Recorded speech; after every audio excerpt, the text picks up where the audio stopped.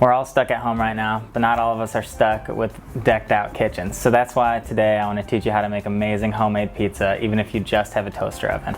Here's a list of ingredients you're going to need to follow along.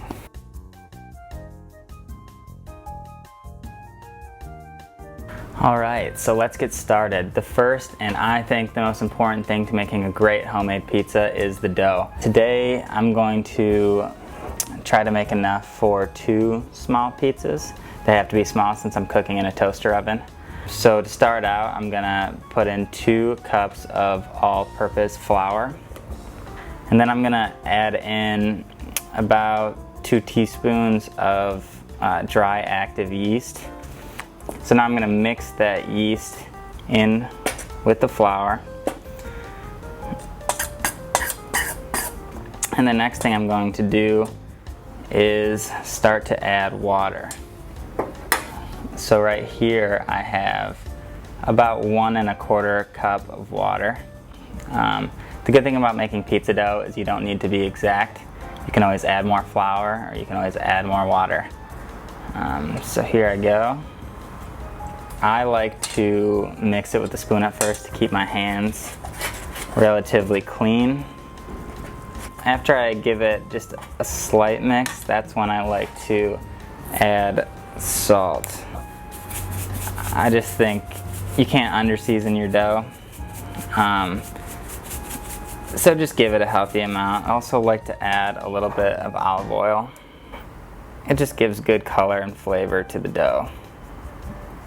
At first glance, my dough seems a little overhydrated, especially for a beginner, which I still consider myself a beginner even though I make pizza quite often. So I'm probably gonna end up having to add a little bit more flour.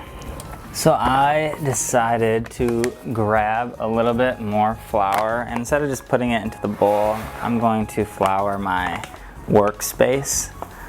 Ooh, that's way too much. I'm gonna scoop this back in.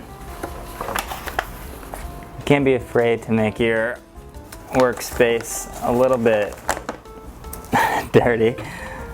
So now I'm going to begin the kneading process. You cannot skimp on the kneading process. I suggest kneading for 10 minutes.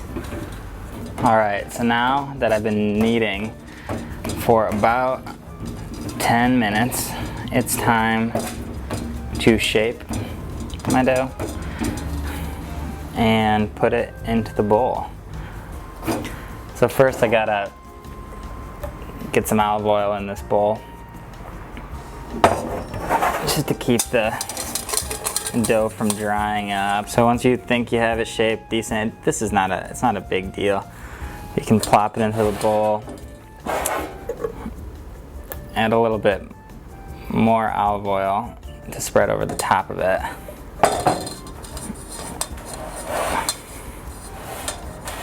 The last step to the dough process is to wrap the bowl so no air can get into the dough, causing it to dry up. Alright, so now I'm going to take this and I'm going to let it ferment in the fridge for at least 24 hours. The next step to making homemade pizza is the sauce. All you really need is a can of tomatoes and salt. You can add other seasonings to your liking. Today I will not be making any sauce because I have some that I made earlier this week. And I don't want to have to travel back and forth from the grocery store too much right now. But all you really need to do is pour the can of tomatoes into a blender, add salt, add whatever else you want, basil, garlic, some olive oil, but then just blend it up and you're good to go. Okay, so now it's been a little over 24 hours and the dough looks about doubled in size.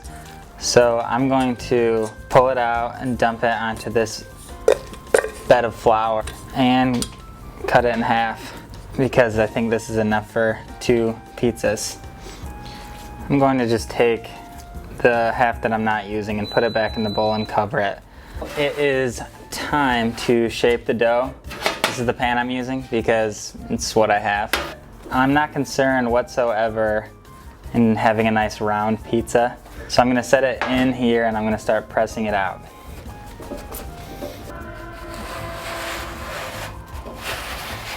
Now that the pizza has its shape, I'm going to put some olive oil on top before the most important part of cooking in a toaster oven, par baking.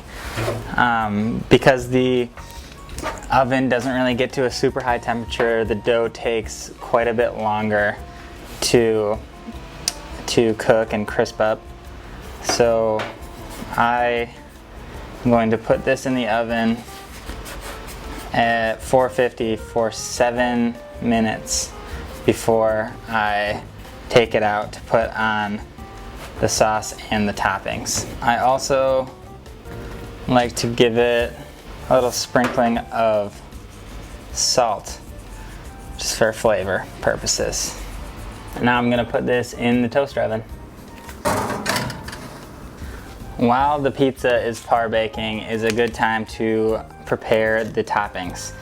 I think the best kind of cheese to use for any kind of pizza is whole milk, low moisture mozzarella. Maybe not for Neapolitan pizza, but the only way I could find it at the grocery store was in string cheese format. So I'm going to slice this up and prepare it for topping the pizza. When it's done par baking, it should look something like this. And now it's time to top the pizza. The amount of sauce and cheese that you want on your pizza is really just up to your own personal preference. All right, so once I'm done saucing the pizza, I like to sprinkle a good amount of Parmesan. Now I'm gonna add my cut up string cheese. This is what it should look like before putting it back into the oven. You're probably gonna wanna put it in the oven for another 10 minutes, but really just until you see the cheese melted to the way you like it. Pull it out when it looks something like this.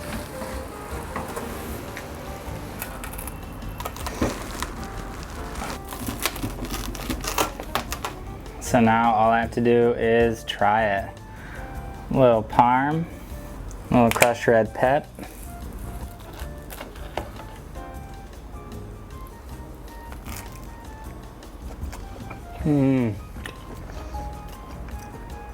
That is amazing pizza, and all out of a toaster oven.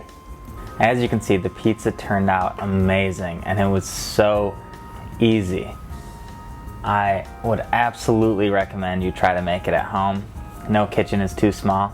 This is my very first cooking video, so if it was helpful to you in any way, please let me know, and maybe I can continue to make some more. Thank you so much for watching.